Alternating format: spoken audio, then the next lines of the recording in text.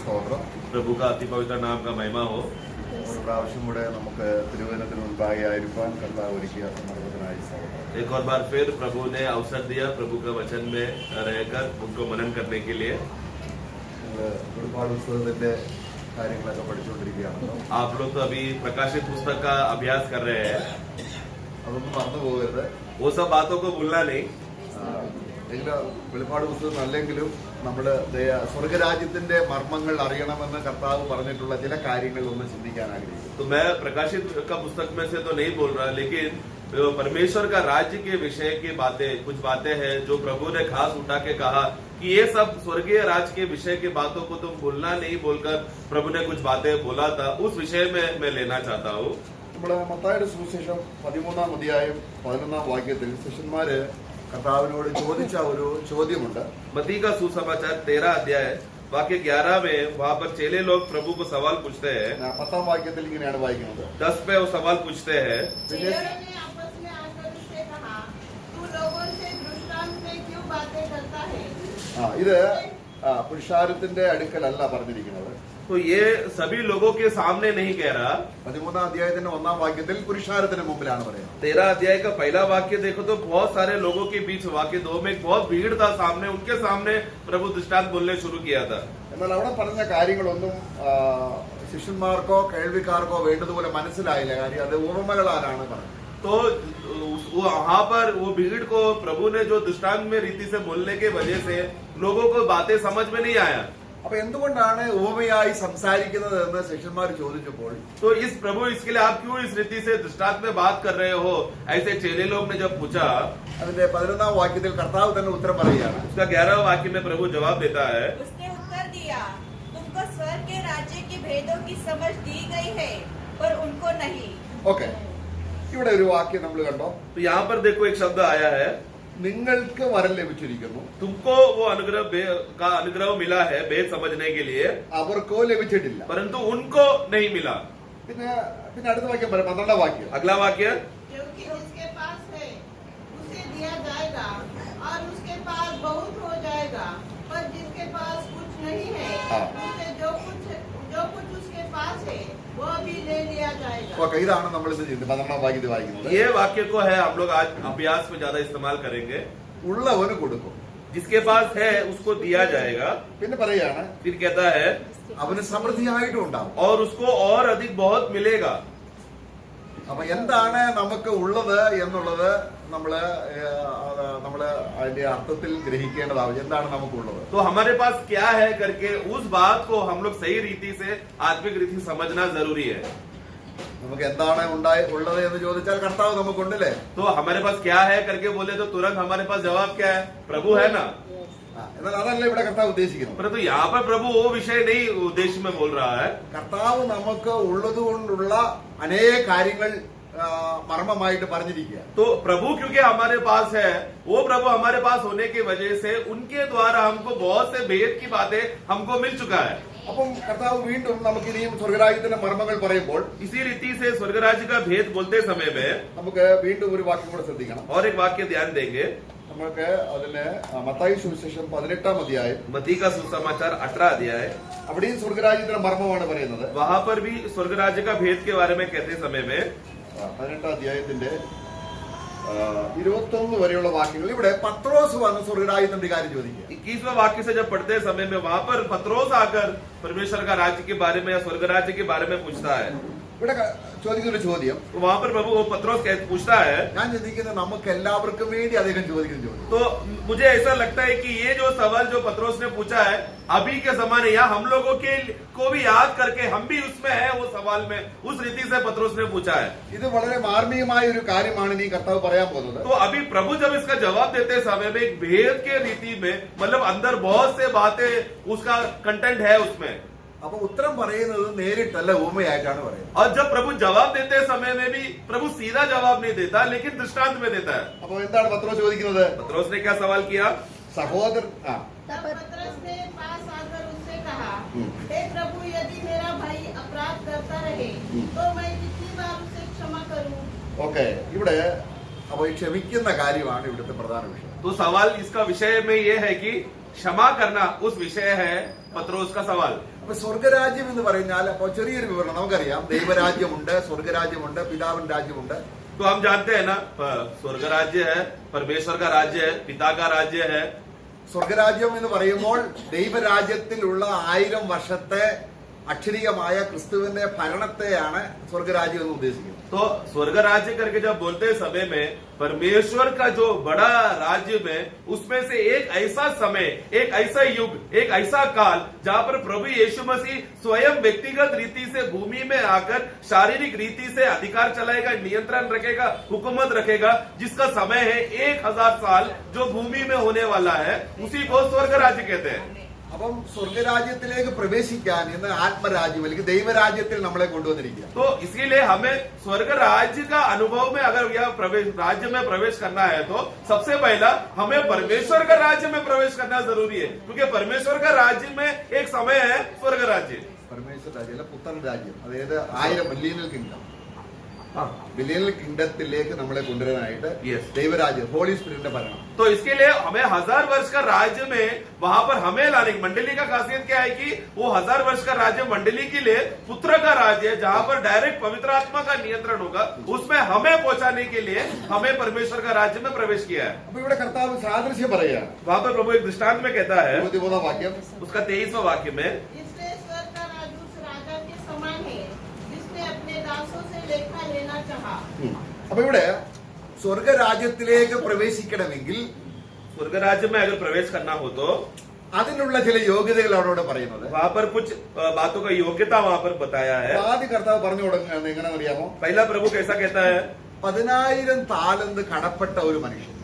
एक व्यक्ति है जिसको वाक्य 24 में 10,000 टैलेंट का कर्ज है। അപ്പൊ ഈ താലന്ത് എന്ന് പറയുമ്പോൾ നമുക്ക് വിവിധ രീതിയിലാണ് നമ്മൾ കാണുന്നത്. टैलेंट करके जब बोलते हैं समय में जहां पर जो टैलेंट लिखा है उसको अलग अलग रीति से परिभाषा किया गया है, നമുക്ക് നിങ്ങൾക്ക് അതിനെക്കുറിച്ച് ധാരണ ഉണ്ടായിരിക്കാം. और आप शायद उसको आप लोग को भी कुछ आइडिया रहेगा उस विषय में, എന്നാൽ ഞാൻ മനസ്സിലാക്കിയ കാര്യം കൂടെ പറയുകയാണ്. परंतु मैंने भी क्या समझा है, बस वही बात मैं बताता हूँ। ഒരു താലന്ത് എന്ന് പറയുന്നത് एक टैलेंट बोले तो അന്ന് കർത്താവിന്റെ സമയത്ത് 20 വർഷം ഒരാൾ ജോലി ചെയ്താൽ കിട്ടുന്ന ശമ്പളത്തെയാണ് ഒരു താലന്ത് എന്ന് പറയുന്നത്. तो वो एक टैलेंट करके बोलते समय में उस जमाने, यीशु के जमाने में एक व्यक्ति, एक मजदूर 20 साल उसने जो कमाई करके जो पगार उसको मिलता है, 20 साल का कमाई का जब वो आता है, वो आंकड़ा है 1000 एक टैलेंट। അങ്ങനെയാണെങ്കിൽ ऐसा है तो 10,000 താലന്ത് സമ്പാദിക്കണമെങ്കിൽ അദ്ദേഹത്തിന് എത്ര വർഷം ജീവിച്ചിരിക്കണം? ऐसा है तो फिर 10,000 टैलेंट, 1000 का था इतना, तो अगर 10,000 का है तो फिर कितना साल उसको जीना पड़ेगा? 2 ലക്ഷം. लगभग 2 लाख। അപ്പൊ ഒരു മനുഷ്യനെ 2 ലക്ഷം വർഷം ജീവിച്ചിരുന്നാൽ സമ്പാദിക്കുന്ന ഒരു കട എന്ന് പറഞ്ഞാൽ അദ്ദേഹത്തിന് ഒരിക്കലും കൊടുത്തു വീട്ടാൻ കഴിയാത്ത രീതിയിൽ അദ്ദേഹം കടക്കാരൻ. तो मतलब क्या 10,000 टैलेंट उसका कर्जा में है, मतलब क्या है कि एक व्यक्ति अगर 2 लाख वर्ष तक जिया, एक व्यक्ति 2 लाख साल अगर जी रहा है तो वो 2 लाख सालों में कमाई करने वाला वो दाम है 10,000 टैलेंट। मतलब क्या है, मनुष्य ये दाम को कमाना ही बोला तो असंभव है, परंतु कर्ज आ गया बोला तो वो चुकता करना असंभव। मतलब ऐसा बड़ा कर्ज में मनुष्य गिर चुका है, അത്രമാത്രം യജമാന് കടപ്പെട്ടിരിക്കുന്നു. मतलब उतना बड़ा मुझे कर्ज मुझे मेरा मालिक को, स्वामी को देना है, जो 2 लाख साल अगर मैं काम किया तो ही मुझे पगार मिलेगा। पगार मिलने के बाद ही मैं दाम दे सकता हूँ, तो मैं कर्ज चुका सकता हूँ। അദ്ദേഹത്തിന് കൊടുത്തു വിട്ടാൻ കഴിയുമോ? अब ये आदमी उसको दे सकता है क्या? കൊടുത്തു. नहीं हो पाएगा। അപ്പം രാജാവ് അവിടെ കണക്ക് തീർക്കുക. तो अभी यहाँ पर राजा क्या कर रहा है, वहां पर लेखा ले रहा है, हिसाब ले रहा है। അദ്ദേഹം പറയുകയാണ്, वो कहता है, യജമാനെ ഞാൻ തന്നു തീർക്കാം. वो कहता है कि देखो मैं कैसा तो मैं देने का कोशिश करूंगा, ഞാൻ നാളെ അല്ലെങ്കിൽ मैं कल, എന്നാൽ യജമാൻ അറിയാം परंतु मालिक जानता है ഇദ്ദേഹത്തിന് ഒരു നാള് തന്നു തീർക്കാൻ കഴിയത്തില്ല. इनको कितना भी उम्र जी लेगा तो भी ये सेटल करने के लिए, पूरा करने नहीं हो पाएगा। അപ്പോൾ അദ്ദേഹം പറഞ്ഞു, तो इसलिए वो कहता है എന്താണ് നീ എനിക്ക് ക്ഷമിച്ചു തരണം तू मुझे थोड़ा माफ करके दे दे, എന്ന് പറഞ്ഞ് അദ്ദേഹത്തിന്റെ കാലിൽ വീണു. യജമാന്റെ കാലിൽ വീണു. मुझे मेरा कर्ज थोड़ा मुझे आप माफ करके दो बोलकर वो विनती कर कर मालिक के पैर में गिर रहा है। വീണ്ടും അവനെ നമസ്കരിച്ചു. दोबारा वो पैर में दंडवत करके, അപ്പോൾ എന്ത് ചെയ്തു? और फिर क्या हुआ, യജമാനൻ മത്സരിന് वहां पर देखो मालिक का जो जो उसके ऊपर दया आ जाता है, തന്റെ ഡെപ്റ്റ് और फिर क्या कहा, उसका कर्ज को क्या कर दिया, छोड़ दिया, मतलब माफ कर दिया, ക്യാൻസൽ ചെയ്തു, मतलब कैंसिल हो गया, ക്ഷമിച്ചു. क्षमा कर दिया, क्षमा क्षमा। അപ്പോൾ ക്ഷമിക്കുക എന്നുള്ളത് ആരുടെ വശത്താണ് ഉണ്ടാകുന്നത്? तो क्षमा करना करके शब्द किसके ओर से आता है, मालिक के जो मालिक है। അപ്പൊ ദൈവം ക്ഷമിച്ചു എന്ന് പറയുമ്പോൾ ചെറിയ കാര്യമാണോ? तो अब ऐसा है तो परमेश्वर ने क्षमा किया है बोला तो ये कोई छोटी बात है क्या? അപ്പൊ ദൈവം നമ്മളോട് ക്ഷമിച്ചപ്പോൾ എങ്ങനെ ക്ഷമിച്ചു? तो परमेश्वर ने, वचन कहता है कि परमेश्वर ने हमको क्षमा किया। जब ये वाक्य को जब हम समझते हैं तो किस रीति से क्षमा किया? താൻ ജീവിച്ചിരുന്നപ്പോൾ मतलब एक मनुष्य अपने जीवन की उम्र में കടപ്പെടുത്തതെല്ലാം ക്ഷമിച്ചു. उसने परमेश्वर की ओर जो भी कर्ज उसने जमा करके रखा था, जो परमेश्वर को देना चाहिए था कानूनी तौर पर, हाँ। धार्मिकता की नीति में, वो सब बातों को परमेश्वर ने क्या किया, हाँ। ये पापी तेरा कर्ज क्षमा हो चुका है। ഓക്കെ, ഇനി നമ്മള് നമ്മുടെ ആത്മീയ അനുഭവത്തിലേക്ക് വരിക. अभी हम लोग आत्मिक रीति से देखें तो ഓമയാണ് പറഞ്ഞത്. ये तो बस दृष्टांत कहा, ഇത് ദൈവം നമ്മളെ ക്ഷമിച്ച കാര്യമാണ് ഈ പറയുന്നത്. मतलब परमेश्वर ने हमें क्षमा किया उस विषय में कह रहा हूँ। ഈ ഈ ക്ഷമയാണ് ദൈവത്തിന്റെ സ്നേഹമായിട്ട് നമ്മൾ എപ്പോഴും പ്രസംഗിക്കുന്നത്. तो ये क्षमा क्षमा करके जो माफ किया, क्षमा किया करके बोलते हैं, ये शब्द को, ये रीति को हम लोग दूसरे रीति से जो हम संदेश कहते हैं वो है परमेश्वर ने हमसे प्रेम किया। നമ്മള് ലൂക്കോസ് സുവിശേഷം അതിന്റെ 7-ാം അധ്യായത്തിൽ നമ്മൾ വായിക്കുന്നുണ്ട് ഒരു പാപിനിയായ ഒരു സ്ത്രീ. लूका का सुसमाचार 7वां अध्याय में वहां पर एक पापनी स्त्री को हम देखते हैं। അതിന്റെ 47-ാം വാക്യത്തിൽ നമ്മൾ വായിക്കുന്നുണ്ട്. उसका 47 में അവിടെ എന്താണ് വായിക്കുന്നത്? वहां पर हम क्या पढ़ते हैं, इसलिए मैं तुझसे कहता हूँ कि इसके पाप जो बहुत थे क्षमा हुए, क्योंकि इसने बहुत प्रेम किया। അപ്പോൾ വായിക്കുക, അല്പം ക്ഷമിച്ചു കിട്ടിയവൻ അല്പം സ്നേഹിക്കുന്നു, ധാരാളം ക്ഷമിച്ചു കിട്ടിയവൻ ധാരാളം സ്നേഹിക്കുന്നു. तो जिसको थोड़ा क्षमा मिलता है वो क्या करेगा, थोड़ा ही प्रेम करता है, लेकिन जिसको बहुत क्षमा मिला वो बहुत प्रेम करता है। അപ്പൊ ദൈവം നമ്മളോട് ക്ഷമിച്ചപ്പോൾ എന്താണ് ഇവിടെ വെളിപ്പെടുത്തിയത്? तो जब हम समझते हैं कि परमेश्वर ने हमें क्षमा किया तो उसका मतलब हम उसको कैसे समझते हैं, समझना चाहिए कि उन्होंने हमसे प्रेम किया। ആ അപ്പൊ സ്നേഹിക്കുക എന്ന് പറഞ്ഞാൽ അർത്ഥം എന്താണ്? तो प्रेम किया मतलब क्या है, ക്ഷമിക്കുക എന്നാണ്. क्षमा कर दिया। ये കാരണം ദൈവം നമ്മളെ സ്നേഹിച്ചു എന്ന് പറഞ്ഞാൽ क्योंकि परमेश्वर ने हमको प्रेम किया करके कहते समय में നമ്മുടെ പാപങ്ങളെല്ലാം ക്ഷമിച്ചു. मतलब क्या है, हमने किया हुआ जो भी पाप, जो एक कर्ज के रीति से हमारे ऊपर बोझ की जैसा दबा रहा था, वो सभी दबाव को, वो कर्ज को प्रभु ने क्षमा कर दिया। തന്നെയല്ല, നമ്മളത് 1 യോഹന്നാൻ 4:10 വായിക്കുമ്പോൾ पहला यूहन्ना 4:10 में जब हम पढ़ते हैं, കർത്താവിനെ പ്രായശ്ചിത്തമാക്കിക്കൊണ്ട് वहां पर हमें प्रभु को हमारे लिए प्रायश्चित बलि के रूप में देकर എന്നിട്ട് എന്ത് ചെയ്തു? क्या किया, നമ്മളോട് സ്നേഹിച്ചു. हमसे प्रेम किया। എന്നിട്ട് കർത്താവ് എബ്രായ ലേഖനം 10:17 വായിക്കുന്നത്, और फिर इब्रानियों 10:17 में हम पढ़ते हैं, ക്ഷമിച്ച പാപം ഇനി നമ്മളോട് ദൈവം ഓർക്കുന്നില്ല. जो पाप हमसे क्षमा किया है वो क्षमा किया हुआ पाप का लेखा प्रभु नहीं लेगा। 10:17 വാക്യം, എബ്രായ 10:17. 10:17 पढ़े। फिर वह यह कहता है कि उनके पापों को और उनके अधर्म के कामों को फिर कभी स्मरण न करूंगा। Okay okay. അപ്പൊ നമ്മൾ എത്ര വർഷത്തെ ക്ഷമയാണ് കിട്ടിയത്? तो फिर ऐसा है तो कितना साल का क्षमा हमको मिला है, हमेशा എത്ര വർഷത്തെ ക്ഷമ കിട്ടി? कितना साल का मिला है, जिंदा हाँ എത്ര വർഷത്തെ കിട്ടി? कितना साल का मिल चुका है। നമ്മൾ രക്ഷിക്കപ്പെടുന്നത് വരെയുള്ള കാലമാണെങ്കിൽ അതിന് 10,000 താരെന്ന് പറയേണ്ട കാര്യം ഒരു तो अगर हम लोग सिर्फ नया जन्म पाने तक का ही, मतलब जिस दिन यीशु मसीह को उद्धार करता स्वीकार उस समय तक का ही पाप का क्षमा किया है करके अगर हम लोग समझ रहे तो उसके लिए 10,000 तालंत का कर्ज के बारे में बोलने इतना बड़ा संख्या बोलने का जरूरत नहीं है। കാരണം ഇവിടെ നമ്മൾ കാണുന്ന അവിടെ അടുത്ത വാക്യം വായിക്കുമ്പോൾ क्योंकि उसका अगला वाक्य जब हम पढ़ते हैं, ജീവിതകാലം മുഴുവനുമുള്ള പാപം വലിയൊരു തുക അവന് ക്ഷമിച്ചു കിട്ടിയതിനു ശേഷം मतलब उसको जीवन भर उम्र में जो कभी भी वो कर्ज को चुकता नहीं कर सकता उतना बड़ा दाम का क्षमा मिल जाने के बाद അദ്ദേഹം വരുന്ന വഴിക്ക് वो जब वापस लौट कर आ रहा था 100 വെള്ളി നാണയം കടപ്പെട്ട ഒരു സഹോദരനെ उसके കാണുന്നുണ്ട്. बाद वो देखता है कि 100 सिक्के का एक कर्ज में वो व्यक्ति का सामने उधारी वाला आदमी उसके सामने आया। അപ്പൊ അവിടെ ഈ 100 നാണയം അല്ലെങ്കിൽ 100 വെള്ളി എന്ന് പറയുന്നത് എത്ര ദിവസത്തെ തുകയാണ്? उसका मत्ती का पुस्तक 18:28 में 100 दिनारी उसको कर्ज में था। तो 100 दिनारी बोला तो कितना दिन का मजदूरी होगा? മലയാളത്തിൽ അതിന് വായിക്കുന്നത് 100 വെള്ളിക്കാശെന്നാണ്. पढ़ना 28 पढ़ना, क्या कौन सा सिक्का लिखा? जब वह दास हाँ। बाहर निकला तो उसके संगी दासों में से एक उसको मिला जो उसको 100 दिनार का कर्ज 100 दिनार।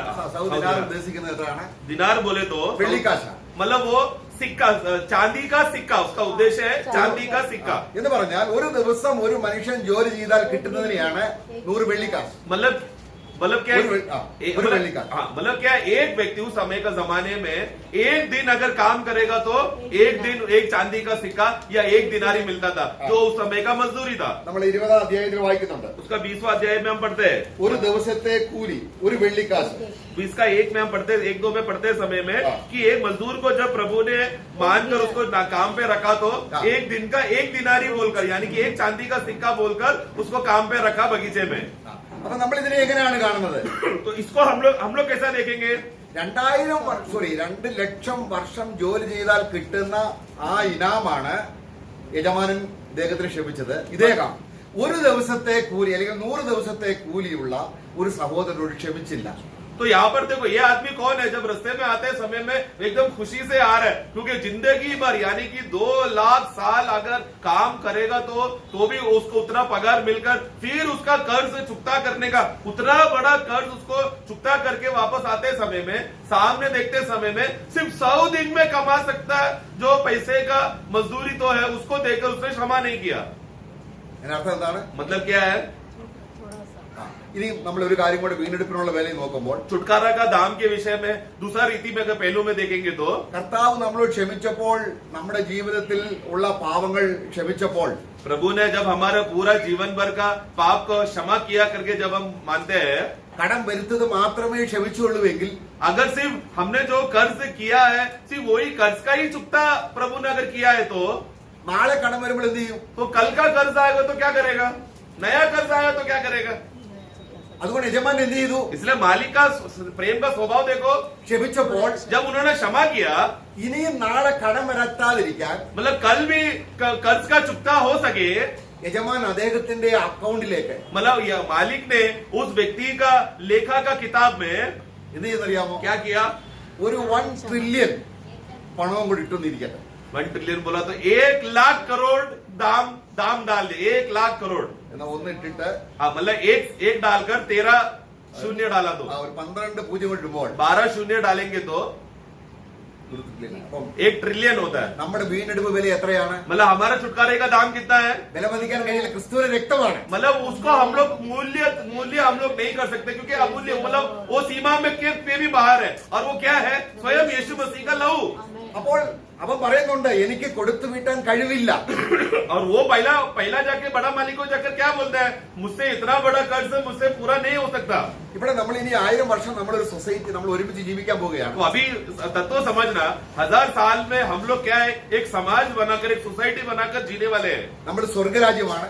वो एक स्वर्ग राज्य है। നമ്മുടെ പെരുമാറ്റത്തിൽ യാതൊരു ദൈവികമായ ആ തേജസ്സിനോ അവന്റെ നാമത്തിനോ മഹത്വം കുറയ്ക്കുന്ന രീതിയിലുള്ള പെരുമാറ്റമല്ല, നല്ല ആത്മാവിൽ നിറവിലുള്ള ജീവിതമാണ് നയിക്കാൻ പോകുന്നത്. तो मतलब उस राज्य का खासियत क्या है कि हमारा जो जीवन है, हमारा जो चाल चलन है, हमारा स्वभाव है, हमारा बोली है, हमारा नजरिया है, वो सब ऐसा रीति होगा कि मानो कि सब बातों में, सब क्षेत्र में प्रभु को महिमा देते रहेगा। ऐसा कोई भी कार्य वहां पर नहीं होगा कि प्रभु को निंदा करने वाला स्वभाव वहां पर प्रकट नहीं होगा। उस रीति का समय है वहां पर हम लोग जीने वाले हैं। അപ്പൊ കടപ്പെടുക എന്ന് പറഞ്ഞാൽ എന്താണ്? तो कर्जदार है करके बोलते समय में क्या है? നമ്മൾ ചെയ്യുന്ന പാപത്തെ കുറിച്ചല്ല ഇവിടുത്തെ വിഷയം. तो हम लोग आगे चलकर पाप करने वाले हैं या पाप किया है, वो विषय नहीं है। അപ്പൊ എനിക്ക് ഇത്രയും കോടി സ്വത്ത് ഉണ്ട് എന്ന് ക്ഷമ എന്ന് പറയുന്ന സ്വത്ത്. मतलब क्या? तुम अब तत्व समझना है। मुझे अभी क्षमा करके 1 लाख करोड़ का क्षमा का दाम का बड़ा भंडार क्षमा मुझे मिल गया, അത് യജമാനൻ തന്നാണ്. वो मुझे मालिक ने मुफ्त में दिया। അപ്പൊ അതിന് ഇടുന്നതിന് മുൻപേ, ഈ ഡെപ്പോസിറ്റ് ഇടുന്നതിന് മുമ്പേ എനിക്ക് സ്വയമായി ക്ഷമിക്കാനോ അല്ലെങ്കിൽ അതിനുള്ള കഴിവില്ലായിരുന്നു. तो इतना बड़ा क्षमा मुझे मिलते समय में पहला मेरे पास कैसा स्वभाव था? मैं दूसरे को मेरे अंदर क्षमा दिखाना, दया दिखाना, नम्रता दिखाना, ऐसा गुण मेरे अंदर पहले से नहीं था। അപ്പൊ നമ്മൾ ഇവിടെ മനസ്സിലാക്കുക, तो यहाँ पर हम देखते हैं മത്തായി സുവിശേഷം 13 അധ്യായത്തിന്റെ 12 വാക്യം, ഉള്ളവന് കിട്ടിക്കൊണ്ടിരിക്കും. എന്താണ് ഈ ഉള്ളത്? 13 का 12 करके जब पढ़ते समय में जिसके पास है उसको और मिलेगा। मतलब क्या है, എന്താണുള്ളത്? क्या है? ക്ഷമ. क्षमा है। मसीह का क्षमा मिल गया उसको, उस ऐसा व्यक्ति को और मिलते रहेगा। അപ്പൊ എന്റെ അക്കൗണ്ടിൽ എത്ര ഉണ്ട് ക്ഷമിക്കാനുള്ള അക്കൗണ്ട്? तो अभी मेरे लेखा में जब अकाउंट लेते समय में क्षमा का अकाउंट कितना है? ഉദാഹരണമായിട്ട് उदाहरण के लिए എന്റെ കയ്യിൽ പൈസയില്ല, मेरे पास पैसा नहीं है, എനിക്ക് ജീവിതം മുന്നോട്ട് കൊണ്ടുപോകണം. मुझे अब मेरा जिंदगी, मेरा चाल चल, मतलब मेरा जो जिंदगी जीवन में जी रहा हूँ उसको आगे बढ़ाना है। അപ്പോൾ ഞാൻ എന്ത് ചെയ്യും? तब मैं क्या करूंगा? കടം വാങ്ങും. मैं कर्ज लोन लूंगा। എന്നാൽ എന്റെ പേരിൽ ആരെങ്കിലും ഒരു വലിയ തുക ഇട്ടാൽ, परंतु मेरे नाम से किसी ने मेरे अकाउंट में पहले से ही बड़ा पैसा डाल दिया है, तो ഞാൻ കടം വരുത്തേണ്ട ആവശ്യമില്ല. फिर मुझे कर्ज लेकर लोन लेकर जीने का जरूरत नहीं है, क्योंकि पैसा है। ഈ അക്കൗണ്ടിൽ നിന്ന് എടുത്ത് ചെലവാക്കിയാൽ മതി. मुझे क्या करना चाहिए? बैंक में जाकर लोन लेने का जरूरत नहीं है, हाँ। बल्कि मेरे अकाउंट से मेरा जीवन जीने के लिए पैसा, सामान्य जीवन जीने के लिए वो पैसा निकालना काफी है। ഇനി നമ്മൾ വരികയാണ്. अभी हम यहाँ पर आ रहे हैं, ക്ഷമ എന്ന അക്കൗണ്ടിലെ കർത്താവ് ധാരാളം പണം എനിക്ക് തന്നിട്ടുണ്ട്. मतलब अभी क्षमा करके जो मेरे अकाउंट में प्रभु क्षमा का भंडार था, मेरे अकाउंट में भरपूरता से भर दिया है। അപ്പോൾ ഉദാഹരണമായിട്ട് उदाहरण के लिए എന്റെ സഹോദരൻ അത്തുൽ ബദർ എന്നോട് കോപിച്ചു. अब अतुल भाई ने मुझसे गुस्सा किया। അത്തുൽ ബദറിനല്ല കുഴപ്പം, अतुल भाई का गलती नहीं है, കാരണം അദ്ദേഹത്തിന് അക്കൗണ്ട് ഇല്ല. ഒരു കാര്യം പറയാം, तो उदाहरण बता रहा हूँ, वो उनका गलती नहीं है, क्योंकि उनका अकाउंट में है ही नहीं। എന്റെ അക്കൗണ്ടിൽ എത്ര ഉണ്ട്? मेरे अकाउंट में कितना है? अनगिनत है। അപ്പൊ ഞാൻ എന്ത് ചെയ്യണം? तो मैं क्या करना चाहिए? ആ, मैं उनको क्षमा करना चाहिए। അപ്പോൾ എന്ത് കിട്ടും? तब मुझे क्या मिलेगा? കിട്ടിക്കൊണ്ടേയിരിക്കും. मुझे और मिलते रहेगा। മനസ്സിലോ? आमेन। നിങ്ങൾ എത്ര പേരോട് ക്ഷമിച്ചോ, आप लोग कितने लोगों को आगे चलकर क्षमा करेगा? സ്വന്തം അക്കൗണ്ടിൽ നിന്നല്ല. मतलब खुद का अकाउंट से नहीं हो रहा है, അപ്പോൾ കർത്താവ് എന്ത് ചെയ്യും? तो प्रभु क्या करेगा?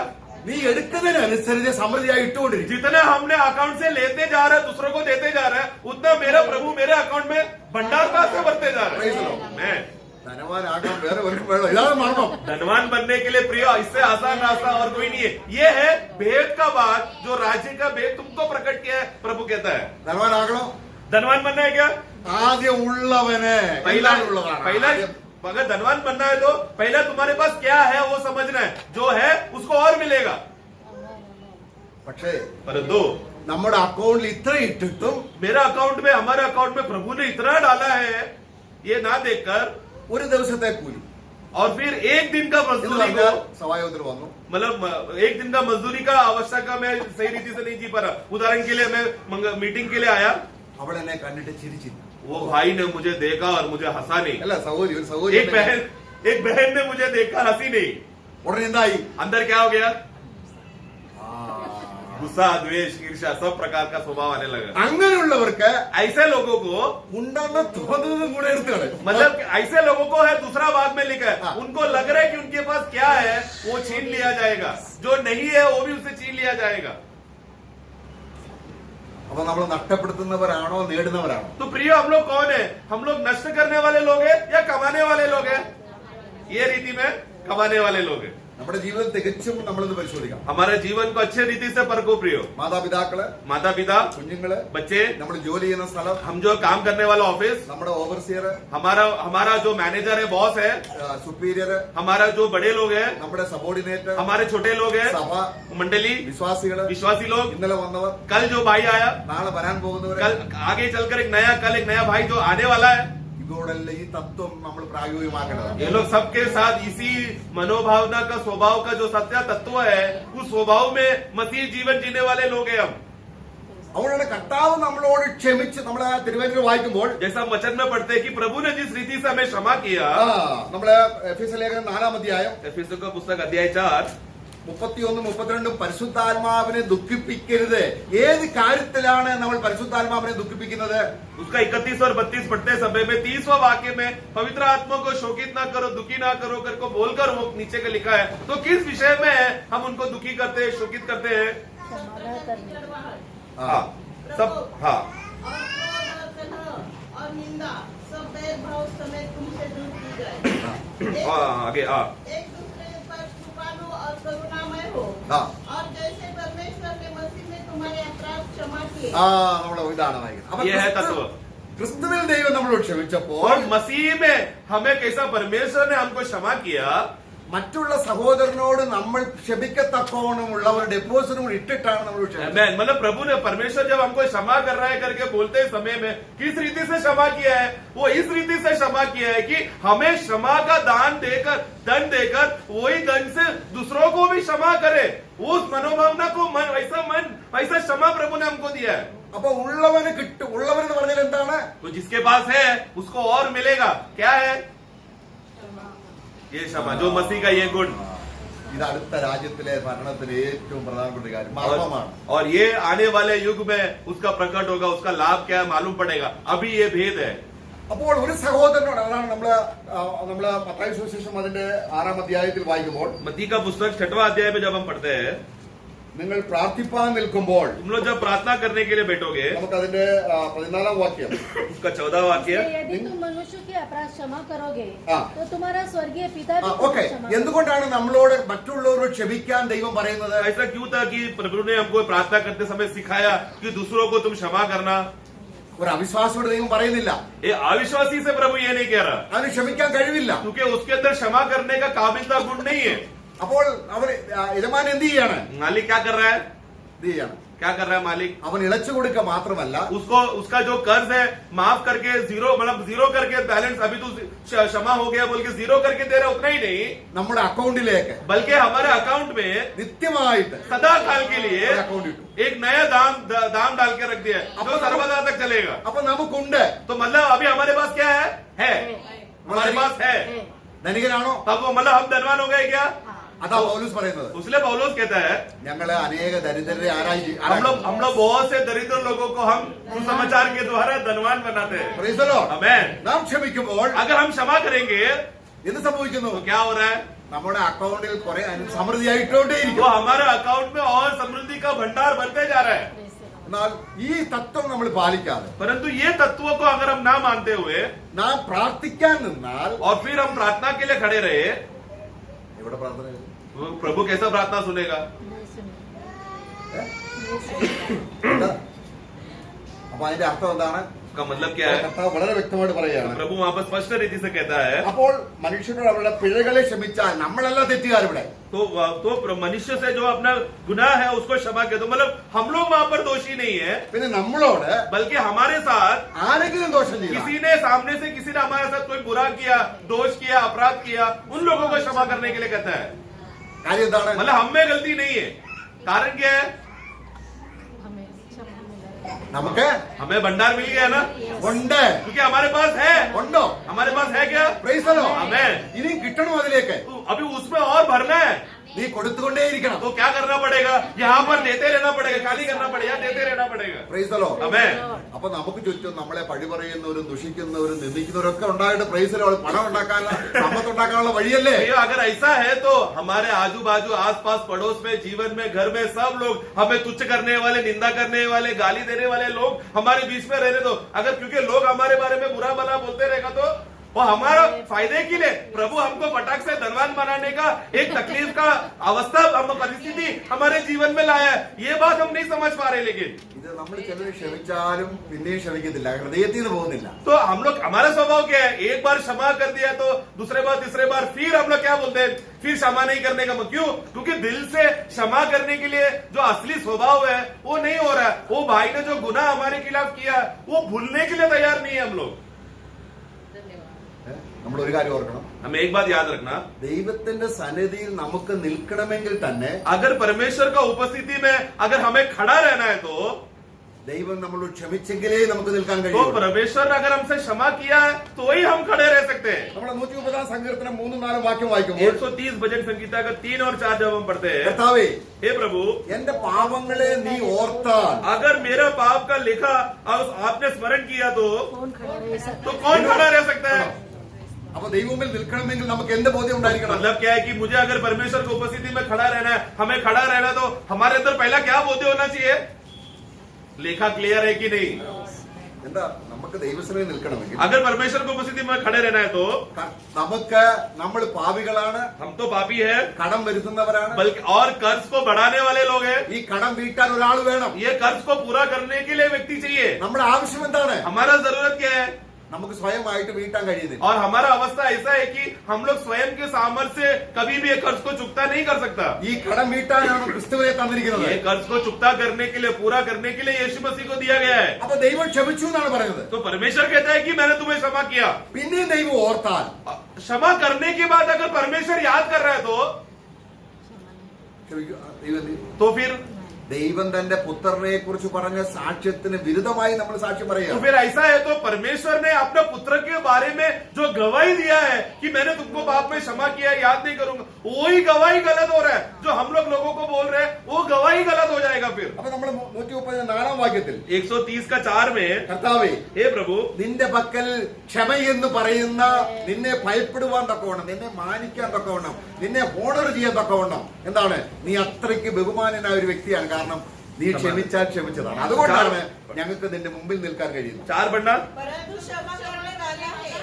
नहीं क्या एक जन बढ़ना, परंतु तू क्षमा करने वाला है. नहीं ऐसा नहीं, तू क्षमा करने वाला नहीं, तेरे हाथ में क्षमा है. आगे, तेरे पास क्षमा क्षमा माना जाए. हाँ, तेरे पास क्षमा है, इसलिए तू भाई, मतलब वो वाक्य का अर्थ ये है कि परमेश्वर तू इतना महान है, तू इतना दयालु है, मैं आज तेरे उपस्थिति में धैर्य से मैं खड़ा रह सकता हूँ क्योंकि तेरे हाथ में क्षमा है. इसके लिए क्षमा करके भी अगर लेखा ले रहे तो वो सही नहीं है. क्षमा प्रभु के हाथ में हमेशा क्षमा है, वो हमेशा क्षमा करने वाला स्वभाव ही है, स्वभाव का है. ഇനി കണക്ക് തീർക്കുന്ന ദിവസം വരികയാണ്. अभी उदाहरण, अभी लेखा का लेने का, സ്വർഗരാജ്യം കണക്ക് തീർക്കുകയാണ്. हमने मत्ती में क्या पढ़ा, परमेश्वर का राज्य क्या है, लेखा हिसाब को बराबर करने का दिन का समय है वो. അപ്പൊ നമ്മൾ എത്ര ക്ഷമിച്ച്, तो मतलब हमने कितने लोगों को क्षमा किया നമ്മൾ ഓവർകമറായോ, और जयवंत हो गए क्या, അതാണ് ടെസ്റ്റ് ചെയ്യുന്നത്. वो बात हम परखा जाएगा. നമ്മുടെ ജെയിംസിന്റെ പുസ്തകം 2-ാം അധ്യായത്തിലെ 13-ാം വാക്യം. याकूब 2:13 में हम पढ़ते हैं, ഇവിടെ കണക്ക് തീർക്കുന്ന ദിവസമാണ്. यहाँ पर मतलब हिसाब का, लेखा लेने का, हिसाब का दिन के विषय में है. क्योंकि जिसने दया नहीं की उसका न्याय बिना दया के होगा. दया न्याय पर जयवंत होती है. കരുണ दया हाँ। न्याय पर जयवंत होती है. जयवंत होता है. ആ കരുണ ഏതാണ്? वो दया कौन सा है, क्षमा. हाँ मतलब कौन सा है, कहाँ से आया, നമ്മുടെ हमें दिया ना. हाँ। अभी मंडली जीवन में ഇപ്പോൾ നമ്മൾ हमारा अकाउंट खाली था, शून्य था, प्रभु ने हमें क्षमा दिया, दया दिया. हाँ, അതുപോലെ उसी रीति से കർത്താവിന്റെ അക്കൗണ്ടിൽ നിന്നും प्रभु का अकाउंट से, प्रभु का धन का दाम से, अकाउंट से നമ്മുടെ പേരിൽ मेरा नाम में अकाउंट में क्या डाल दिया, क्षमा डाला, करुणा डाला, दया डाला, परोपकार, वो सब मेरे धन में अकाउंट में डालते गया. അത് ഒരു ദിവസത്തെ കൂലിയേ ഉള്ളൂ, ഒരു വെള്ളി നാണയം. और वो मतलब क्या, जैसे एक दिन एक व्यक्ति पगार कमाने के लिए जो 1 दिनारी का सिक्का है, उस दाम के हिसाब से. ആ ഭീമാ സീറ്റ് ഭയങ്കരമായിട്ട് കേട്ടോ. मतलब प्रियो, बीमा सीट जब बोलते हैं समय में, वो एक भयानक दिन है, पौलुस कहता है. നമ്മൾ ക്ഷമിക്കാത്ത എല്ലാ ഹൃദയ രഹസ്യങ്ങളും, मतलब हमने जितना भी क्षमा नहीं किया, वो सारा रहस्य, दिल की बातें खुल जाएगा. നമ്മുടെ ഹൃദയത്തിലുള്ള ഈർഷ്യ, പക, പിണക്കം, ഇതെല്ലാം അവിടെ കൊണ്ടുവരും. हमारे हृदय में जो भी द्वेष है, ईर्ष्या है, नफरत है, जो भी सकारात्मक नेगेटिव विचार की बातें था, जो ईर्ष्या में फूल कर बैठा था, वो सब प्रकट होगा. അതിലേക്ക് ഓവർകം ചെയ്യാൻ, उस सब पे जय पाकर, ക്രിസ്തുവിനാൽ ജീവിക്കാൻ, उस समय उस सब बातों में जय पाने के लिए और मसीह के द्वारा जीने के लिए നമ്മുടെ പേരിലുള്ള അക്കൗണ്ടിൽ നിന്ന് എടുക്കാതെ, वो तो ऐसा है, तो ऐसा जीना है तो हमें हमारा अकाउंट से लेना चाहिए था जो प्रभु ने हमको दिया. वैसा ना करते हुए നമ്മുടെ അക്കൗണ്ട് ജഡത്തിൽ നിന്ന് എടുക്കുമ്പോൾ हम लोग हमारा शारीरिक स्वभाव, मृत्यु का स्वभाव, उस अकाउंट से हम लोग खाता खोलकर अगर हमारा मसीह जीवन जी रहे तो ഉള്ളതും കൂടി ഇല്ലാതെ വരും. मतलब क्या है, जो है वो भी खो बैठेंगे. ആ ഉണ്ടെന്ന് തോന്നുന്നത് പോലും तो वो जो हमारे पास है करके हम जो सोच रहे हैं वो भी छीन लिया जाएगा. അപ്പോൾ ഇപ്പോഴത്തെ സഭാജീവിതം എത്ര ശ്രേഷ്ഠമാണ്. प्रिय, ऐसा है तो हमारा अभी का मंडली जीवन कितना आशीषमय जीवन का समय है, प्रभु ने हमको दिया है. അപ്പൊ ദൈവരാജ്യത്തിന്റെ മർമ്മങ്ങൾ വെളിപ്പെടുത്തുമ്പോൾ इसलिए परमेश्वर का राज्य का भेद को जब प्रभु प्रकट करते समय में, ദൈവം എങ്ങനെ നമ്മുടെ കടം വീട്ടി, परमेश्वर ने कैसा हमारा कर्ज को चुकता किया, ഇനിയും നമ്മൾ കടം വരുത്തരുത് ताकि आगे चलकर हम लोग और कर्जदार ना हो, नया कर्ज ना बनाए. എന്ന് പറഞ്ഞ അർത്ഥം എന്താണ്? मतलब क्या, നമ്മുടെ ജീവിതത്തിൽ ഒരു പാപം ചെയ്ത് കടം വരുത്തുന്നതിനെ അല്ല ഇവിടുത്തെ. मतलब क्या कि मैं अज्ञानता में या मैंने पाप करने के बाद कर्ज आया, वो बात नहीं है. പിന്നെന്താണ്? बल्कि क्या, മറ്റുള്ളവർ ക്ഷമിക്കാത്ത കടം. मतलब दूसरों को जो क्षमा करना चाहिए था, मसीह का स्वभाव जो प्रकट करना चाहिए था, वो नहीं किया तो मैं कर्जदार हो गया.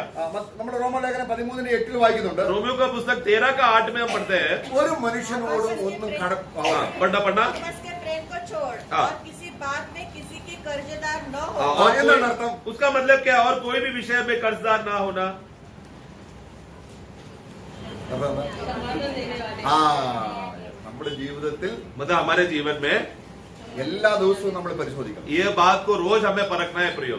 നമ്മളെ തെറ്റ് ചെയ്തിട്ടുണ്ടെങ്കിൽ, अगर हमने गलती किया है तो ഭാര്യയാണെങ്കിൽ पत्नी हो सकता है, മാപ്പ് ചോദിക്കണം. क्षमा मांगना है। മക്കളോടാണെങ്കിൽ बच्चे है तो മാപ്പ് ചോദിക്കണം. क्षमा मांगना है। നമ്മുടെ ഹൃദയത്തിൽ വെളിപ്പെട്ടില്ല, हमारे हृदय में शायद अभी तक प्रकट नहीं हुआ होगा, നമ്മുടെ ഉള്ളിൽ തന്നെ ഇരിക്കുക, हमारे अंदर ही है वो बात। അതിന് മാപ്പ് ചോദിക്കണമെന്നില്ല.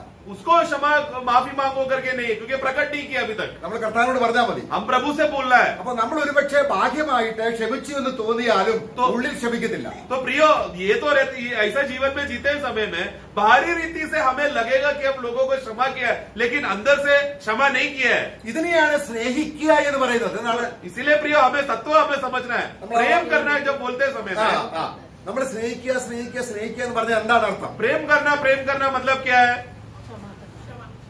क्षमा करना। 13:8 വായിക്കുന്നുണ്ട് അവിടെ വ്യക്തമായി. वही 13 का 8 में अभी हमने पढ़ा, प्रेम को छोड़कर ആ, उसी कर्ज के कर्जदार नहीं। हाँ, സ്നേഹിക്കുന്നതിന് എന്ത് ചെയ്യുന്നു? प्रेम के लिए क्या करना है?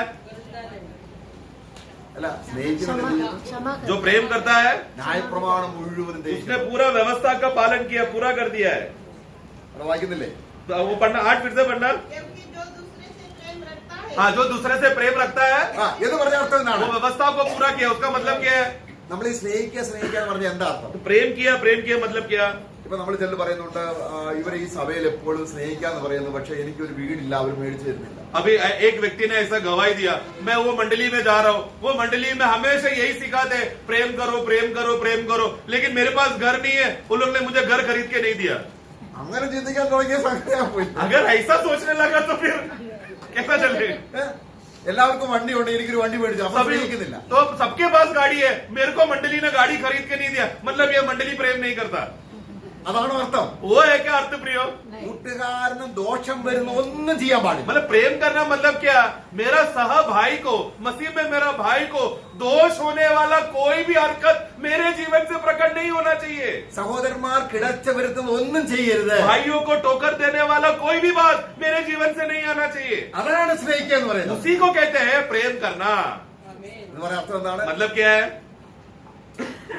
അദ്ദേഹത്തിനും ഇതുപോലെ ഡെപ്പോസിറ്റ് ഉണ്ട്. क्योंकि वो भाई को भी ये बड़ा भंडार वो भाई के अंदर भी है, धन उसके अंदर भी है, പക്ഷെ അദ്ദേഹത്തിന് നമ്മൾ ബോധ്യം വരുത്തി കൊടുക്കുന്നതാണ് സ്നേഹിക്കുക എന്ന് പറയുന്നത്. और फिर तो वो भाई को एहसास नहीं है, तो हम जाकर उनको बात करके, भाई आपके अंदर धन का इतना बड़ा खजाना आपके मिट्टी के बर्तन में है करके ये बोलते समय में हम क्या कर रहे हैं? हम उनको प्रेम कर सामने वाला भाई को उत्तेजना ला रहे, उसके अंदर उत्सुकता ला रहे, प्रेम बढ़ा रहे उसके अंदर। റോമലേഖനം 8:12 रोमियो 8 का 12 में हम पढ़ते हैं, അതുകൊണ്ട് സഹോദരന്മാരെ, इसलिए भाइयों ജഡത്തിന് കടക്കാൻ നമ്മൾ ജഡത്തിലായാൽ पढ़ना। इसलिए हे भाइयों, हम शरीर के कर्जदार नहीं। हाँ, मतलब क्या? मतलब अगर एक व्यक्ति शारीरिक हो गया तो എന്ന് പറഞ്ഞ ഒരാൾ ജഡത്തിലാണ്. एक भाई अभी शारीरिक है, ശരീരത്തിലാവുമ്പോൾ പിന്നെ നമ്മള് ക്ഷമിക്കാനുള്ള കഴിവില്ല. तो शारीरिक स्वभाव में मनोभावना में एक विश्वासी जी रहे तो मतलब उस समय में उसको क्षमा करने का काबिलियत उसके अंदर नहीं है। ജഡത്തിലാകുക എന്ന് പറഞ്ഞാൽ शारीरिक होना मतलब क्या? പരിശുദ്ധാത്മാവിന്റെ കൺട്രോൾ കിട്ടും. मतलब पवित्र आत्मा का नियंत्रण छूट गया, ഇപ്പൊ അവനെ നിയന്ത്രിക്കുന്ന അവൻ തന്നെയാണ്. अभी उसको नियंत्रण करने वाला उसका स्वयं है। അവന് ക്ഷമിക്കാൻ കഴിയുമോ? ऐसा व्यक्ति को क्षमा कर सकता है क्या? ഇല്ല, കോപിക്കുകയുള്ളൂ. वो हमेशा गुस्सा ही करेगा, क्षमा नहीं करेगा। അപ്പൊ ജഡത്തിൽ നമ്മൾ ആയിപ്പോയാൽ इसलिए शारीरिक हो गए तो നമ്മൾ ആരെ കുറിച്ചും എന്ത് നിരൂപിക്കും? हम लोग किसी के बारे में कैसा भी कुछ भी सोच सकते हैं, हम लोग नम्बर- कुछ भी बुरा और श्राप बोल सकते हैं, हम लोग നമ്മളെ തന്നെ രക്ഷിക്കാൻ നോക്കും. अपने आप को बचाने देखेंगे। ജഡത്തിന്റെ ജോലി എന്താണ്? शरीर का काम क्या है? എന്നെ തന്നെ രക്ഷിക്കും. अपने आप को बचाना। അതാണ് കർത്താവ് പറഞ്ഞത്. इसलिए प्रभु ने कहा, നീ നിന്നെ തന്നെ പകച്ച് तू अपने आप को नकार कर, अपने आप को नफरत करके, എന്ന് പറഞ്ഞാൽ मतलब क्या? നമ്മുടെ ജഡജീവനെ हमारे ये शारीरिक जीवन का स्वभाव को അതിനെ തള്ളിക്കളഞ്ഞുകൊണ്ട് उसको नकार कर, उसको फेंक दो। നമ്മൾ ആരെ സ്നേഹിക്കണം? किससे प्रेम करना है? അതാണ് കർത്താവ് പോലും അവനിൽ തന്നെ പ്രസാദിച്ചില്ല. इसलिए हम वाक्य पढ़ते हैं कि प्रभु भी कभी भी अपने आप पर प्रसन्न नहीं हुआ। അവൻ ഇത്രയും വലിയ forgiveness നമുക്ക് തന്നിട്ട് इतना बड़ा क्षमा देने के बाद നമുക്കത് തിരിച്ചറിയാതിരുന്നാൽ अगर ये बात हम पहचान नहीं पा रहे നമ്മൾ എന്ത് ചെയ്യും? तो फिर क्या करेंगे? നമ്മുടെ പ്രായോഗികത്തിൽ കടം വരുത്തിക്കൊണ്ടേ हम अपना शारीरिक जीवन, मतलब हम लोग जो मसीह जीवन में जीते समय में हमारा कर्ज को हम बढ़ाते जा रहे हैं। ഒരുപാട് കടം വരുത്തി അവിടെ ചെന്നാലോ? ऐसा बहुत बड़ा कर्ज का बड़ा पहाड़ बनाकर स्वर्ग में गया तो അതാണ് കണക്ക് തീർക്കുന്ന ദിവസം. इसलिए लेखा देने का दिन में അത് കർത്താവിന്റെ ടെററാണ്. നമ്മളത് मतलब वो एक ഭീമാസുരനെ കുറിച്ച് നമ്മൾ ആ ഭാഗത്തേക്ക് പോകുന്നില്ല. हम लोग वो दूसरा कुरिन्दी उसमें 5 में हम पढ़ते समय में मैं वहां पर हिंदी में वो सही परिभाषा नहीं आया है. मैं परमेश्वर का खौफ से मैं तुमको बताना चाहता हूँ, ऐसा लिखा है 10-11 में. അപ്പോൾ ഈ കർത്താവ് തന്ന ഡെപ്പോസിറ്റ് അനുസരിച്ച് നമ്മൾ പെരുമാറിയില്ലെങ്കിൽ, അതാണ് നമ്മള് 1 Corinthians 14:22 इसलिए पहला कुरिन्दी 16:22 में प्रभु ने जिस रीति से हमको प्रेम किया है और जो धन का भंडार था हमारे अंदर डिपॉजिट करके रखा है, उसी रीति से अगर मनोभावना में हमारा मसीह चाल चलन नहीं किया तो ആ വ്യക്തി ആരാണ്? वो व्यक्ति कौन है? मैं നമ്മള് स्थापित है वो. ലൂക്കോസ് സുവിശേഷത്തിന്റെ 7-ാം അധ്യായം അതിൽ നമ്മൾ വായിച്ചു. लूका का पुस्तक 7वां अध्याय പാപിനിയായ में സ്ത്രീ അല്ലേ? वो पापनी बहन ने स्त्री ने क्या किया? കർത്താവ് എന്താ ചെയ്തത്? प्रभु ने क्या किया? അവളോട് ക്ഷമിച്ചു. उसको क्षमा किया. അവളെന്താ ചെയ്തത്? उसने क्या किया? കർത്താവിനെ സ്നേഹിച്ചു. प्रभु से प्रेम किया. അപ്പൊ കർത്താവിനെ സ്നേഹിക്കണമെങ്കിൽ तो प्रभु से प्रेम करना है तो നമ്മുടെ പേര് ക്ഷമിച്ചതിന്റെ ധനം അതാണ് ഉള്ളവന്. तो इसके ऐसा अगर मुझे प्रभु को क्षमा प्रेम करना है तो प्रभु की ओर से क्षमा मिला है करके वो असीम धन मेरे अंदर आ गया करके वो बोध्य होना चाहिए. जिसको ये बोध्य हो गया कि मैं प्रभु से क्षमा पाया हूँ, उसके पास है, അവനുണ്ട്. उसके पास है. ഇനി എന്ത് ചെയ്യണം? अब वो क्या करना है? അതിൽ നിന്നും उसमें से നാം ചെലവഴിച്ചുകൊണ്ടേയിരുന്ന हमें खर्च करना है दूसरों के ऊपर. खर्च करते रहेंगे तो നമ്മൾ അവിടെ ചെല്ലുമ്പോൾ हम वहां पर पहुंचने के बाद വിശ്വസ്തരും നല്ലവരുമായ ദാസൻ, एक अच्छे भले और विश्वासी योग्य दास ऐसा बोली सुनने को मिलेगा. ഈ ചെറിയൊരു വിഷയത്തിൽ പോലും मतलब एक छोटा सा बात के लिए भी നമ്മൾ ക്ഷമിച്ചു. हमने क्षमा किया. നമ്മൾ ചിന്തിക്കുന്ന ചിലപ്പോ ഈ ഭാര്യയൊക്കെ എന്ന് പറഞ്ഞാല് ഭർത്താവിന്റെ ഭാര്യയല്ലേ, എന്ത് പറഞ്ഞാലും കേൾക്കണം, ക്ഷമിക്കേണ്ട ആവശ്യമില്ലെന്നാ. അമ്മയ്ക്ക് സഭയിൽ ആ സഹോദരി ആരാണ്? तो इस സഭയിൽ ആരാണ്? प्रियो हमें ऐसा पति पत्नी जीवन जीते समय में हमें लगता है पत्नी मतलब कौन है? पति जो भी बोलेगा उसको सुनते रहना पड़ेगा और पत्नी को हमेशा झुकते रहना पड़ेगा. तो पति का मन में क्या आ जाता है? मैं कुछ भी बोलेगा चलेगा, मैं क्यों अपना पत्नी से क्षमा मांगू? ये घर में ऐसा स्वभाव करते समय में एक बात तत्व भूलना नहीं. वही पत्नी मंडली में कौन है? बहन है. പൗലോസ് ഈ കാര്യത്തെ ഒന്നും കൂടെ ഒന്ന് വിസ്തരിച്ച് പറയുമ്പോൾ, पौलुस जब इस विषय में पौलुस कहते समय में നമ്മൾ കർത്താവിലേക്ക് വരുന്നതിന് മുമ്പും പലരോടും ക്ഷമിച്ചിട്ടില്ലേ? हम लोग मसीह में आने के पहले भी बहुत से लोगों को क्षमा किया है ना? അല്ലേ? है ना? ഉണ്ടല്ലേ? ആ കാര്യം പൗലോസ് കൊണ്ടിരുന്നു. वो विषय को पौलुस ला रहे. देखो അത് ജഡത്തിലുള്ള ക്ഷമയാണെന്ന് मतलब പറയുന്നത്. वो एक शारीरिक रीति का क्षमा है. वो അത് നമുക്ക് 2 Corinthians दूसरा कुरिन्दी അതിന്റെ 2 Corinthians 11-ാം അധ്യായം 11 अध्याय അദ്ദേഹം പറയാൻ പോകുന്ന കാര്യം भाई जो कहना चाहता है അവിടെ ആദ്യം തന്നെ അദ്ദേഹം പറയുന്നുണ്ട്, അത് ഞാൻ കർത്താവിൽ നല്ല സംസാരിക്കുന്നു. അതിന്റെ 17-ാം വാക്യത്തിൽ 17 में 11:17 11 का दूसरा कुरिन्दी 11 का 17 इस बेधड़क घमंड पे जो कुछ मैं कहता हूँ वह प्रभु की आज्ञा के अनुसार. ഓക്കെ, ഇനി താപ്പോട്ട് പറയുന്ന കാര്യം കർത്താവിന്റെ ഹിതപ്രകാരം അല്ല. वो मैं प्रभु के अनुसार. प्रभु की आज्ञा के अनुसार नहीं. हाँ तो मतलब अभी नीचे जो भी बातें बोल रहा है वो प्रभु का आज्ञा नहीं है. पौलुस ने अपना विषय बोल रहा है वहां पर. ഒരു സാമാന്യ കാര്യം പറയുക. मतलब एक सामान्य रीति से जो सामाजिक रीति से संसार में जो बातें चल रहा है उस विषय के बात को लेकर जोड़कर पौलुस एक बात बोलना चाहता है. मतलब वो बात प्रभु की ओर से नहीं है. അവിടെ 20-ാം വാക്യം 20 पढ़ना.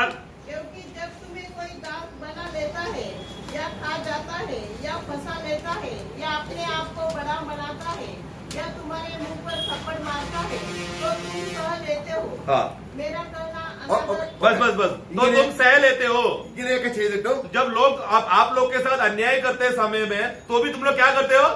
सह लेते हो. അല്ലെ? है ना? അതെന്താ അതിന്റെ അർത്ഥം? उसका मतलब क्या है? ഇത് ആരെ കുറിച്ചാണ്? ये किसके विषय में बोल रहा है? ആരെ കുറിച്ചാണ്? किसके बारे में है? ഒരാൾ നിങ്ങളുടെ മുഖത്തടിച്ചിട്ടോ, किसी ने आपके मुंह पे थप्पड़ मारा, നിങ്ങളുടെ മുഖത്ത് പള്ളു പറഞ്ഞിട്ടോ, आपको गाली दिया. അവിടെ നമ്മൾ വായിക്കുന്നുണ്ട്. वहां पर कहता है അതിന്റെ 11-ാം അധ്യായത്തിൽ വായിക്കുന്നുണ്ട്. 11 अध्याय का 11-ാം അധ്യായത്തിൽ എന്നെ നിന്ദിപ്പാൻ അതിന്റെ 12 മുതലുള്ള വാക്യങ്ങൾ 12 से പൗലോസിനെതിരായി पौलुस के खिलाफ സുവിശേഷം സത്യം പറയാതെ मतलब सुसमाचार सत्य रीति से ना बोलकर ഭാഗ്യമായ നില ചില ദുരുപദേശങ്ങൾ കൊണ്ടുവന്നിട്ട് और बाहरी रूप का स्वाभाविक बातें बोलकर उसमें दुरुपदेश को मिलाकर അവരെ ഇവരെന്ത് ചെയ്തു? ऐसे लोगों को इन लोगों ने क्या किया? അവരടിച്ചിട്ടും അവര് തിരിച്ചടിച്ചില്ല. मतलब जो झूठा दुरुपदेश सिखाने वाले लोगों को मंडली के लोगों ने मिलकर दुरुपदेश सिखाने वाले लोगों को मारा, तो वो लोग ने क्या किया? उसके विपरीत में वो लोग ने सह लिया. 13-ാം വാക്യം 13वां वाक्य.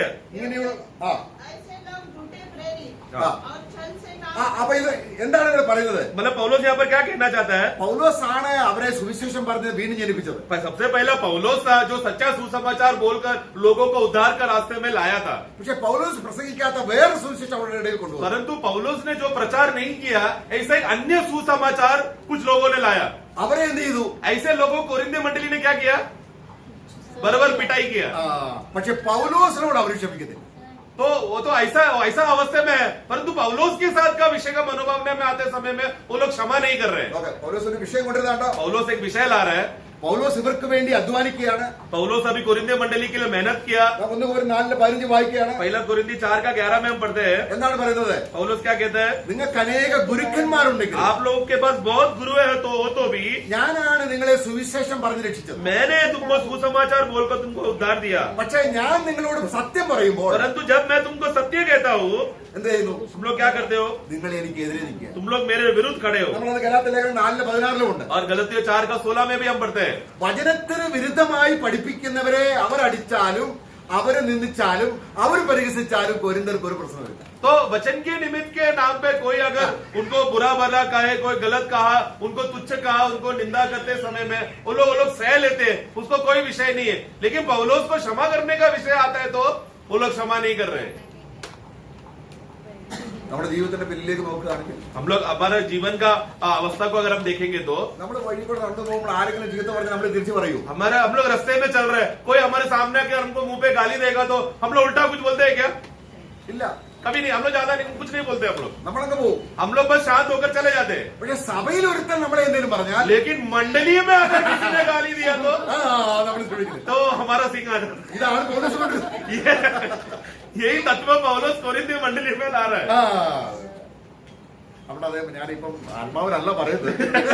मुझे ये उदाहरण बताने के लिए शारीरिक उदाहरण बताना पड़ा.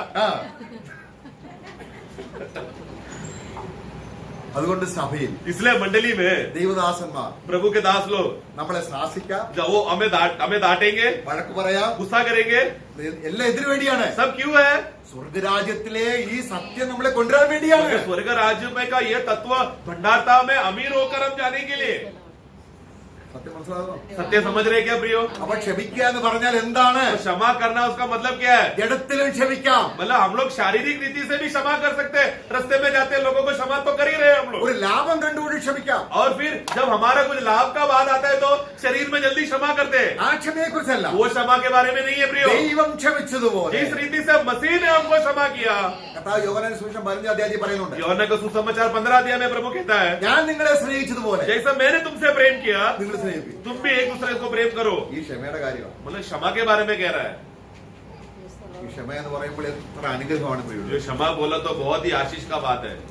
ഒരു സഹോദരനോട് एक भी भाइयों के साथ നമ്മള് ശരിയായിരിക്കാം, हम लोग शायद सही रहेगा മറ്റൊരു തെറ്റാണ്, और सामने वाला गलत है, ആ തെറ്റ് വരുത്തുന്നതിനോട് ക്ഷമിക്കുന്ന കാര്യം ഈ പറഞ്ഞത്. परंतु सामने जो गलती कर रहा है वो गलती करने वालों को क्षमा करना, ये क्षमा का मसीह का तत्व है. അവൻ എന്ത് കിട്ടുന്നു? उसको क्या मिलेगा? അവൻ കൊടുത്തുകൊണ്ടേയിരിക്കുന്നു. वो क्योंकि उसने क्षमा देते गया उसको और मिलता रहा. Praise the Lord. Amen. ഇതാണ് കർത്താവ് സ്വർഗരാജ്യത്തിന്റെ മർമ്മം. ये है स्वर्ग राज्य का भेद. मतलब गलती करके फिर क्षमा मांगना वो नहीं, लेकिन हम लोग गलती नहीं है तो भी हम लोग सामने को क्षमा करना. അപ്പൊ കണക്ക് തീർക്കുന്ന ദിവസം तो जब लेखा लेने का दिन आएगा, मालिक जब आएगा, അന്ന് കരയേണ്ടി വരാതിരിക്കണമെങ്കിൽ उस दिन अगर हमको रोने का अवस्था ना होने के लिए, കർത്താവ് നമ്മളെ നല്ലവനും വിശ്വസ്തനും എന്ന ദാസൻ എന്ന് പറയണമെങ്കിൽ और प्रभु हमको हे सच्चा और अच्छा भला विश्वासियों के दास ऐसा बोलने के लिए सुनना है, तो अगर हमें നമ്മുടെ പേരക്കിടാങ്ങളോട് പോലും നമ്മൾ ക്ഷമ ചോദിക്കണം. हमें പറഞ്ഞാൽ मतलब वो मसीह जीवन ऐसा है कि हम हमारा पोता पोतियों को भी क्षमा मांगने का अवस्था आए तो क्षमा मांगना ഈ पड़ेगा. ആത്മീയമായ ഈ സമൃദ്ധി ദുഷ്ടതയ്ക്ക് ഇടയാക്കരുത്. കാരണം അദ്ദേഹം എന്ത് ക്ഷമിച്ചാലും പിന്നെ ഇഷ്ടം പോലെ ചെയ്യാലോ. तो അങ്ങനെ ചെയ്യരുത്. तो प्रिय, अगर ऐसा मनोभावना सामने का देखकर ऐसा उसका गलत इस्तेमाल नहीं करा, वो भाई को कुछ भी बोलो क्षमा कर लेगा, चलो फायदा उठाते, ऐसा नहीं होना चाहिए. നമ്മൾ 1 പത്രോസ് 4:8 കൂടെ വായിച്ച് അവസാനിപ്പിക്കാം. पहला पत्रोस 4:8 भी पढ़ लेंगे. सबसे श्रेष्ठ बात यह है कि एक दूसरे से अधिक प्रेम रखो, क्योंकि प्रेम अनेक पापों को ढांप देता है। നോക്കുക, സ്നേഹവും പാൽക്ഷമയും തമ്മിൽ അടുത്ത് വരുന്നുണ്ടോ? तो यहाँ पर देखो ना, पाप क्षमा, अपना प्रेम और पाप का क्षमा, यानी पाप को ढकने का विषय का बात आया है। ഉണ്ടോ? प्रेम का कनेक्शन देखो किसके साथ है। ദൈവം ക്ഷമിച്ചു നമ്മളോട് ഇനി ഓർക്കുന്നില്ല. प्रभु जब हमसे क्षमा किया तो फिर वो स्मरण नहीं करता, याद नहीं करता। പക്ഷേ നമ്മൾ परंतु हम ക്ഷമിച്ചു എന്ന് പറഞ്ഞാൽ लोग क्षमा किया करके, माफ किया करके बोलते तो है, നമ്മുടെ ഉള്ളിൽ परंतु अंदर നമ്മളിൽ ആ ചിന്തയുണ്ടെങ്കിൽ अगर ऐसा मनोभावना है तो प्रियो, കർത്താവിനോട് പ്രാർത്ഥിക്കണം. इसलिए प्रभु की उपस्थिति में आना है കംപ്ലീറ്റ് और पूर्ण रीति से, നിന്റെ മനസ്സ് പോലെ. मतलब प्रभु मुझे आपका मन के समान बनाओ। അതെ, യഥാർത്ഥ സ്നേഹം നമ്മുടെ ഹൃദയം. ദൈവം ഒരിക്കലും നമ്മുടെ പഴയ പാപങ്ങൾ ഓർക്കുന്നില്ല. मतलब सच्चा प्रेम का मनोभावना में जी सके ऐसा हो, क्योंकि सच्चा प्रेम का खासियत क्या है, प्रभु हमारे क्षमा किए हुए पापों को स्मरण नहीं करता। അപ്പൊ നമ്മൾ ദൈവസന്ധി പ്രാർത്ഥിക്കാൻ നിൽക്കുമ്പോൾ ദൈവം പഴയ കാര്യങ്ങളെല്ലാം ഓർത്ത് तो अगर हम लोग प्रभु की उपस्थिति में प्रार्थना नहीं कर रहे हैं, आत्मिक जीवन नहीं जी रहे, और हम लोग और फिर नहीं करेगा तो प्रभु पुराना पाप याद करेगा, ऐसा मनोभावना सोच कर रखा तो हमारा प्रभु ऐसा नहीं है प्रियो, कि हमारा आत्मिक जीवन के हिसाब से प्रभु कार्य करे, ऐसा नहीं है। തന്റെ പുത്രന്റെ രൂപത്തോടെ कि वो क्योंकि उनका मन कैसा है, अपना पुत्र के रूप में ഇനി നമ്മളെ വീണ്ടും हमें अनुरूप करे। നമ്മളെ 13 അധ്യായം 12 വാക്യം, वापस मती का सुसमाचार 13 का 12 में, ഉള്ളവൻ ഉള്ളവൻ എന്ന് പറയുമ്പോൾ എന്താണ് അർത്ഥമായത്? जिसके पास है इसका मतलब समझ रहे हैं ना। ആ, അപ്പൊ ഇന്ന് പോലെ നമ്മൾ ആ പരീക്ഷണം തുടങ്ങാം. तो आज से शुरुआत करें ये जीवन को। നാസിക സഭയെ ഏറ്റവും വലിയ ധനികനെ വിളിക്കാൻ പോവുകയാണ്. मतलब नासिक मंडली का सबसे बड़ा धनवान भाई को बुलाने जा रहा हूँ। അവൻ വിശ്വസ്ത ദാസനെ क्या प्रभु क्या बोलेगा, सच्चा और विश्वास योग्य दास। ഒരു ചെറിയ കാര്യത്തിന് പോലും നീ ക്ഷമിച്ചു. मतलब क्या, ये भाई ने छोटे छोटे बात के लिए भी क्षमा किया। കാര്യം എന്താണ്? कारण क्या है, എന്റെ അക്കൗണ്ടിൽ നിന്ന് നീ എടുക്കുക, നിന്റെ കയ്യിലിട്ടാ പോയി. क्योंकि प्रभु ने जो मेरे अंदर असीम धन का जो अकाउंट खाता मेरे अंदर खोला था, उसी खाता में से निकाला, शारीरिक खाता खोला नहीं, अपने इस्तेमाल नहीं किया। ഈ ധനികനായ ക്രിസ്തു എത്ര നല്ലവനാണ്. मतलब ये धनवान मसीह कितना भला है, कितना अच्छा है। അവന്റെ അക്കൗണ്ടിൽ നിന്ന് ഡ്രോ ചെയ്യുന്നവരെ കൂടുതൽ സ്നേഹിക്കുന്നവൻ. मतलब ये- ലോകത്തിൽ ആളുകൾ അവന് ചെയ്യൂ. ऐसा हमारा प्रभु का देखो, ये प्रभु का धन का प्रभु का मनोभावना देखो, हमारा प्रभु सबसे बड़ा धनवान है, और ये धनवान प्रभु क्या कर रहे हैं, हम लोगों को पूरा छुटकारा दे दिया है कि मसीह का अकाउंट से लेकर खर्चा करो। ऐसा दुनिया में और कोई धनवान मिलेगा क्या कि अपना अकाउंट खोलकर मुफ्त में पैसा लो बोलने के लिए। സ്വർഗരാജ്യം ദാസന്മാരുടെ കണക്ക് തീർക്കുന്ന ആ ഒരു സാദൃശ്യം. मतलब परमेश्वर का राज्य किस रीति से एक मालिक अपना दास का लेखा पूरा करने का समान है। അതുകൊണ്ട് അവർക്കും മനസ്സിലാകത്തില്ല. ആർക്ക്? तो परंतु ये कुछ लोगों को समझ में नहीं आएगा। പാപക്ഷമ കിട്ടാത്തവർക്ക് ഇത് മനസ്സിലാകില്ല. जिनको पाप का क्षमा मिला नहीं है, उन लोग को कभी भी क्षमा के बारे में नहीं समझ में आएगा, അവർ രക്ഷിക്കപ്പെട്ടവരല്ല. क्योंकि उन लोग का नया जन्म नहीं हुआ है। എന്നാൽ നിങ്ങൾക്കോ परंतु तुमको वो वर मिला है। അല്പമെങ്കിലും ക്ഷമിച്ചു കിട്ടിയാൽ प्रियो, अगर आपके जीवन में मसीह का क्षमा का एक छोटा बूंद भी अगर अंदर आया है तो നീ അല്പമെങ്കിലും സ്നേഹിക്കണ്ടേ? फिर एक बूंद का माप का भी प्रेम करना चाहिए, क्योंकि जितना क्षमा मिला उतना ही प्रेम करेंगे। Praise the Lord. Amen। അപ്പൊ ക്ഷമിക്കുക എന്ന് പറയുന്നതാണ് तो मतलब क्षमा करने का मतलब है സഹോദരനെ സ്നേഹിക്കുക എന്ന് പറയുന്നത്. भाइयों को प्रेम करो, मतलब Praise the Lord. Amen। प्रभु सहायता करे।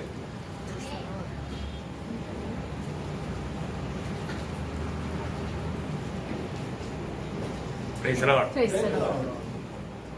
बहुत लोग हंस नहीं पाता, कारण समझिए आप, है ना। कई लोगों का चेहरा कुछ नहीं रहता, कारण समझिए आप, वो उसका दिल में किसी ना किसी के साथ क्षमा देना बाकी है। समझ में आया? जो व्यक्ति अगर दूसरे को अगर क्षमा देने के लिए बाकी रह गया, वो आनंद नहीं ले सकता। Praise the Lord. क्षमा का कितना गहरा बात, प्रभु का इतना बड़ा प्यार हमने पाया, है ना। उन्होंने कहा हम और किसी बात का कर्जदार नहीं, हमें इतना बड़ा प्यार मिला, बहुत बड़ी बात है। अपने जीवन में आज भी अगर हम मतलब अपने व्यक्तिगत जीवन में अब हम आनंदित नहीं रह पाता, इसका मतलब क्या है, हम कहीं ना कहीं हमारा किसी न किसी के साथ हमारे दिल में नफरत कड़वाहट है। ऐसा अवस्था में आनंद रह पाएगा? नहीं रह पाएगा। प्रियो, हम इतना बड़ा क्षमा पाया, इतना बड़ा क्षमा पाया, बहुत है? बड़ा। इतना बड़ा, और हम इतना सा भी क्षमा करने के लिए तैयार नहीं। कितना भयंकर बात है ना? ऐसा है क्या? नहीं प्रिय। वर्तमान में अभी हमें परमेश्वर के राज्य से अभी कहाँ जाना है? स्वर्ग स्वर्ग राज्य में जाना है। Praise the Lord. Yes, sir. आज प्रभु ने हमें उद्धार करके पुत्र के राज्य में लाया, परमेश्वर के राज्य में लाया, लेकिन अभी वो राज्य से हमें स्वर्ग राज्य में जाना है। बोला तो 1000 साल के राज्य में हमें विजय होकर के आना है। इधर क्षमा नहीं दिया तो है, क्षमा इधर क्षमा करके जीवन नहीं बिताएगा तो बहुत बड़ी बात है। तो प्रभु ने प्रभु के दास के द्वारा बहुत अभी ये रेवलेशन क्लास का ही एक भाग है ना? कितना अच्छा बात, कितना गहरा प्रकाश प्रभु ने वचन के द्वारा हमें दिया। मैं बोलता हूँ प्रभु हमारे को बहुत प्यार करते हैं, इसलिए प्रभु समय समय पर Yes, प्रभु के दासों को भेज करके प्रभु उस बात को प्रकाशित करता है। Amen. सच्ची बात है प्रियो, हम लोग सही रीति में आत्मीय जीवन में उन्नति पाने के लिए एक कमजोरी हमारे अंदर नहीं रहना चाहिए। जरूर आज आपने संदेश सुना, ये संदेश मेरे लिए था, मेरे जीवन में फर्क है, मेरे दिल में हो सकता है कभी किसी से सुना ऐसे कोई बात लेकर के अगर हम कोई नफरत कड़वाहट में है क्या अंदर रखा है तो हमें तुरंत क्षमा करना। Praise the Lord. और में हम आगे बढ़ पाएगा, आत्मिक जीवन में कमजोरी पर नहीं आएगा। नहीं तो आप कितना भी कसरत करो, आप क्षमा ना देते हुए आत्मिक जीवन में उन्नति नहीं होगा। आप आनंद होना चाहेगा लेकिन आनंद नहीं होगा, ब्रेक लगेगा वहां पर, बिल्कुल ब्रेक लगेगा। इसलिए प्रियो दिल से परखना, क्योंकि प्रभु हम सबको प्यार करता है, इसलिए प्रभु ने ये संदेश हमारे लिए भेजा। आमेन। ये संदेश बिल्कुल मंडली के लिए प्रभु ने दिया है। समय पर प्रभु का प्रिय दास के द्वारा हमें ये संदेश दिया, बहुत बड़ी बात है। और मैं विश्वास करता हूँ हर एक लोगों का दिल की अवस्था जीवन को जान करके प्रभु ने हमसे बात किया है। तो हम प्रभु को महिमा देते हुए आइए हम इस समय अपने आंखें बंद करें। प्रभु कितना महान है प्रियो, प्रभु में कितना प्यार करता है, कितना बड़ा क्षमा हमने पाया है प्रियो। हम कभी भी वो खर्चा पूरा नहीं कर सकता। ऐसे समय में प्रभु ने हमें इतना बड़ा माफी दिया है, तो वो प्रियो हमें कभी भी किसी के प्रति हमारे दिल में कोई भी बात को जो क्षमा ना देने वाला अनुभव में या उसको प्यार नहीं दे सकता, प्यार नहीं कर सकता, ऐसा अनुभव में हम कभी नहीं रहना प्रियो। चाहे वो कैसा भी हमारे साथ किसी प्रकार का भी कड़वाहट का व्यवहार किया होगा, नुकसान दिया होगा, निंदा किया होगा, बदनाम किया होगा, जो भी बात होगा प्रियो, परंतु हमें जो मिला हुआ उस क्षमा के सामने हमको जो देना है वो क्षमा कुछ भी नहीं, कुछ भी नहीं। इसलिए प्रियो जरूर मैं पूरा विश्वास करता हूँ प्रभु हर एक लोगों का अवस्था जानकर हमसे बात किया है ना। प्रभु जरूर अपने दासों के द्वारा जो भी बात करता है तो व्यक्तिगत रीति में मैं ये बात को जानना है कि प्रभु आज मुझसे बात कर रहा है, मेरे लिए प्रभु के दास को मेरे लिए भेजा है, ये संदेश प्रभु ने मेरे लिए दिया है। ये इस रीति में हमें ग्रहण करना भी, प्रभु सबको आशीष दे, प्रभु को महिमा मिले। आमीन।